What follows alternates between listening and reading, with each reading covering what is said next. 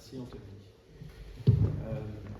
Le début d'une année, c'est toujours un moment privilégié pour qu'on puisse examiner le déroulement de notre vie, pour pouvoir se poser des questions, questionner les sentiments, les satisfactions, les regrets, les attentes aussi pour la nouvelle année. Et je trouve que cette année, on a vraiment, les dates sont parfaites, on a pu louer le Seigneur ensemble pour fêter sa naissance le dimanche 24.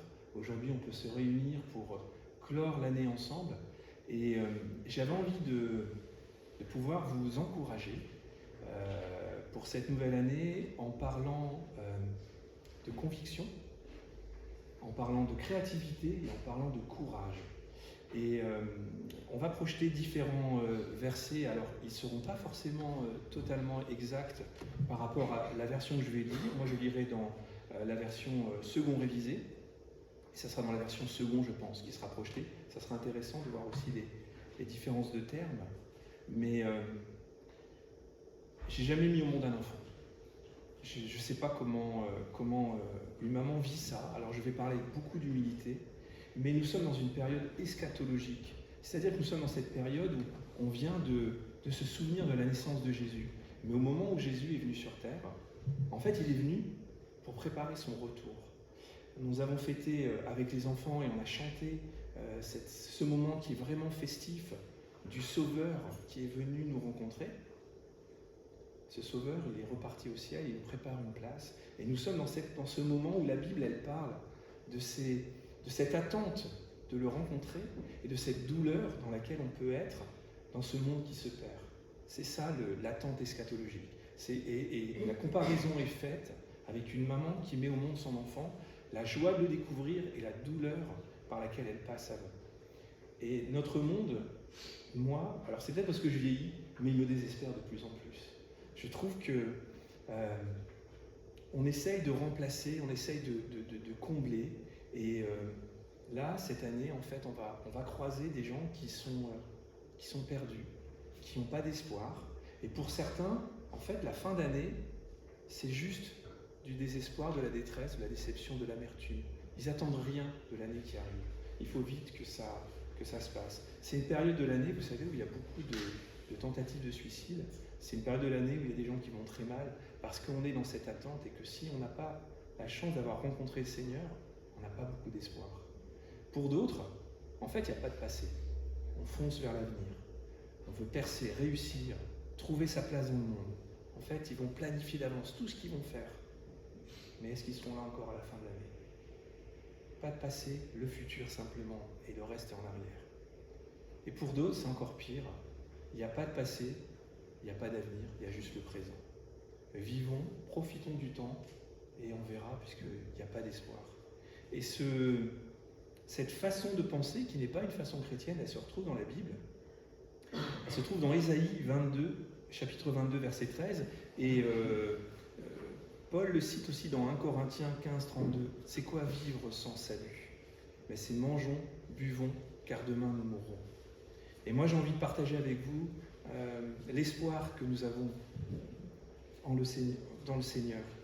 Parce qu'on n'a pas besoin de s'enfermer dans les larmes, loin des joies qui rendraient plus amères. On n'a pas besoin de juste préparer des habits de fête en se disant profitons du jour qui vient. On n'a pas besoin de simplement se dire qu'on est seul à préparer tous ces projets, ces démarches, parce que nous avons reçu un don. Et le don que nous avons reçu en rencontrant le Seigneur Jésus, c'est le don d'espérance, c'est le don de salut. Et c'est ce don-là que nous portons par la foi. Et dans Hébreu, c'est une épître compliquée. C'est une épître en fait où l'apôtre Paul veut donner de l'espoir aux Hébreux, mais en même temps il veut les prévenir qu'ils vont passer par des souffrances. Mais au travers de ces souffrances, il y a le salut et il y a l'espérance de rencontrer le Seigneur.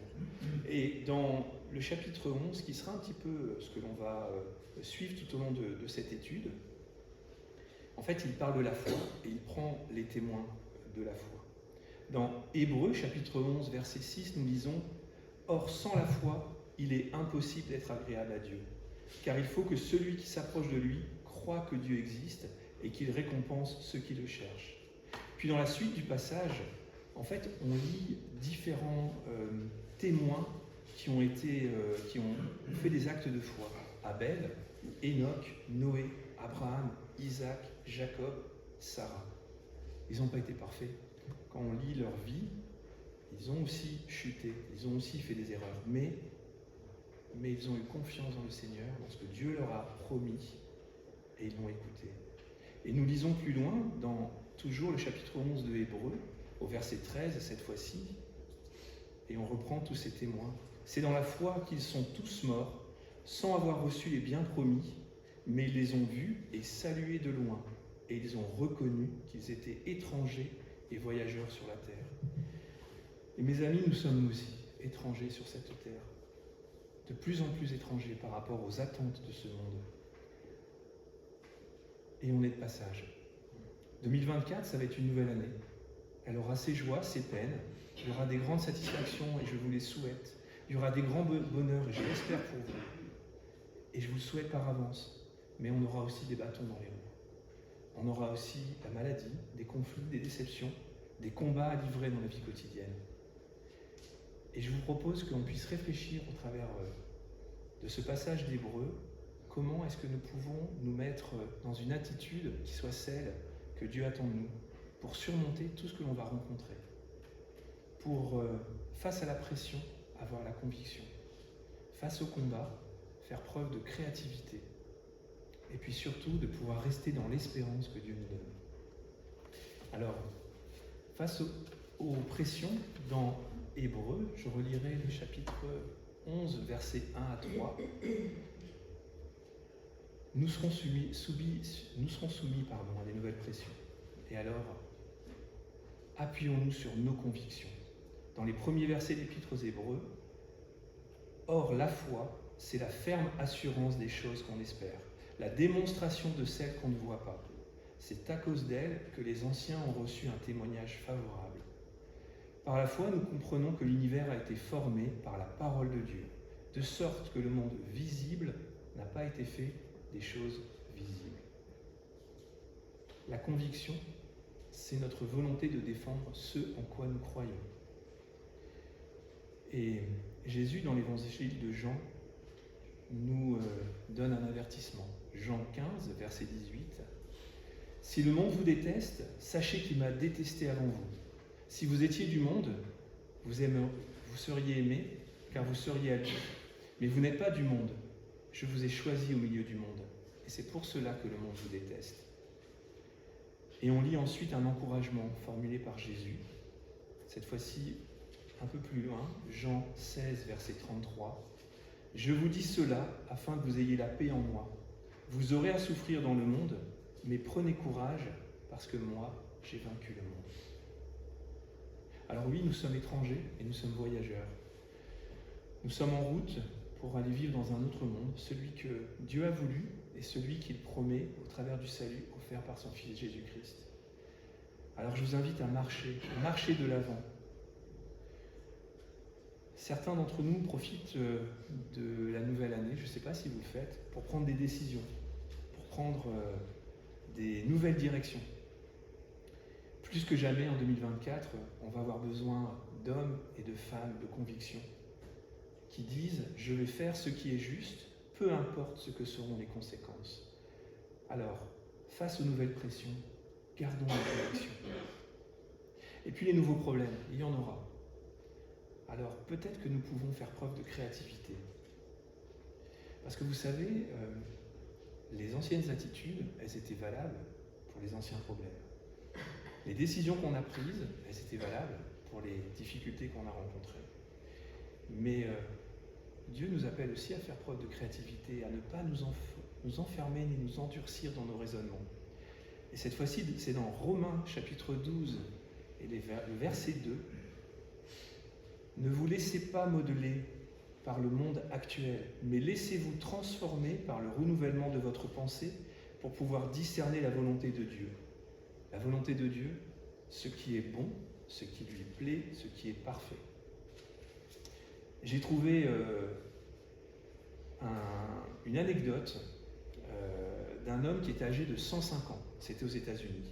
Et en fait, il était interviewé et le journaliste lui disait mais je parie que vous avez dû voir pas mal de changements dans votre vie au cours de ces 105 années.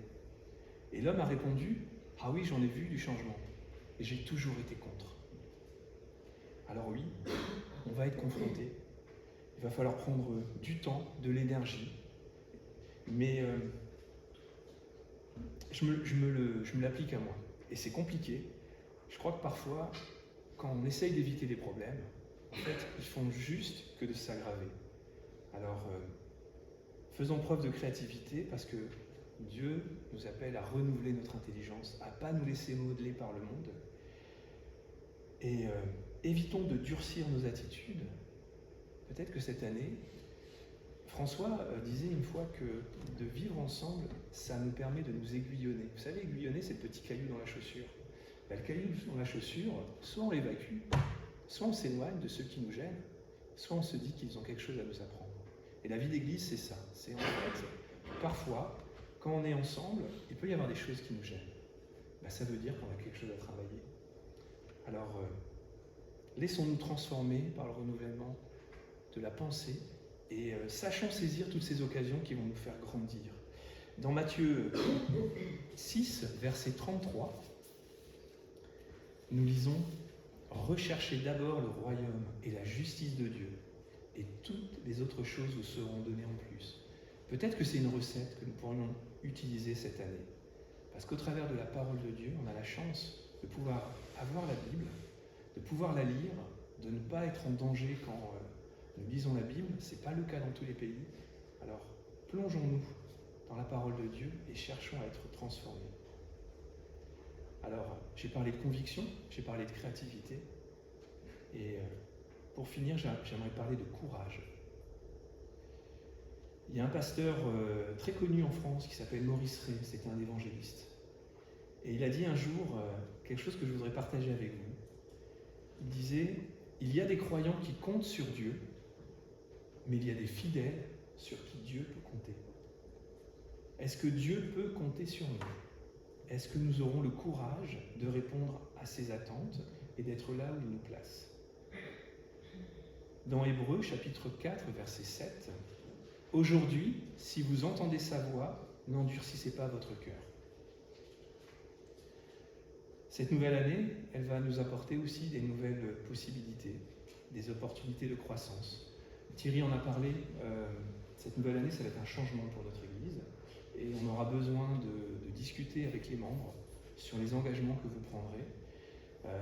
Nous commençons à parler très sérieusement d'un pasteur. Ça ne sera pas forcément ce qu'on attend, ce ne sera pas forcément le temps qu'on voudrait. Nous sommes une petite communauté, mais il y a des choses qui avancent sûrement. Ça fait 4 ans que cette Église, elle vit sans pasteur. Dieu nous a permis d'être unis ensemble. Dieu nous a permis de ne pas nous diviser. Dieu nous a permis de grandir ensemble. Mais va venir le temps du changement. Et on va devoir aussi se préparer et avoir ce courage de changer nos habitudes que peut-être nous avons prises et de pouvoir peut-être enfin remercier le Seigneur pour un pasteur. Osée, chapitre 10, verset 12, dit « Semez pour la justice, moissonnez pour la bonté, défrichez-vous un champ nouveau. C'est le moment de rechercher l'Éternel jusqu'à ce qu'il vienne et déverse pour vous la justice. » Comme je suis triste pour tous ces hommes d'église, tous ces professionnels de la Torah qui ont vécu auprès de Jésus, la première chose qu'ils ont fait, c'est de le rejeter. Ce qu'ils ont fait, c'est de refuser. C'était trop révélateur ce qu'ils disaient, c'était trop compliqué, ils avaient trop d'habitudes. Faisons attention à ne pas tomber dans nos habitudes, à ne pas devenir religieux, mais à rester dans la foi et dans l'attente du Seigneur. Jésus revient, et on ne sait pas quand. Par contre, on sait que les derniers temps seront compliqués. Alors, gardons courage. Cette année, 366 jours, c'est une année bissextile. Bissextile, c'est tous les 4 ans ou c'est tous les 2 ans? C'est tous les 4 ans. Tous ceux qui sont nés le 29 février, prévenez Florence, c'est le moment ou jamais, puisque c'est une fois tous les 4 ans. On a un jour de plus. On a un jour de plus qui nous est offert pour qu'on puisse compter sur Dieu, pour qu'on puisse avancer, pour qu'on puisse être différent. Qu'est-ce que vous voulez changer dans vos habitudes? Quelles sont les nouvelles activités? Quelles sont les nouvelles amitiés? Quelles sont les nouvelles responsabilités que vous voulez prendre? J'ai commencé l'année tout seul au piano, je termine avec des musiciens. C'est une bénédiction pour moi. Mais c'est aussi terrible parce qu'en fait, ils tiennent le rythme, pas moi. Et on avance ensemble.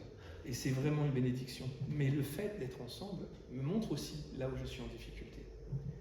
Alors, prenons courage et prenez ce temps pour réfléchir. Qu'est-ce que vous voulez faire de différent cette année? Quels sont les engagements que vous voulez prendre dans cette Église, dans votre vie, avec Dieu? Dans 1 Corinthiens, chapitre 15, verset 58, nous lisons « Ainsi, mes frères et sœurs bien-aimés, soyez fermes, soyez inébranlables, travaillez de mieux en mieux à l'œuvre du Seigneur, sachant que votre travail n'est pas sans résultat. » Aujourd'hui, vous avez travaillé pour l'œuvre du Seigneur. Aujourd'hui, vous avez chanté, on est d'accord? Vous avez chanté fort. Vous savez que tous les dimanches, dehors, il y a une dame qui ouvre sa fenêtre. Elle ne vient jamais à l'église. Mais Jean me disait la semaine dernière, tu sais, quand je la vois, elle me dit tous les dimanches, j'ouvre ma fenêtre pour écouter les chants.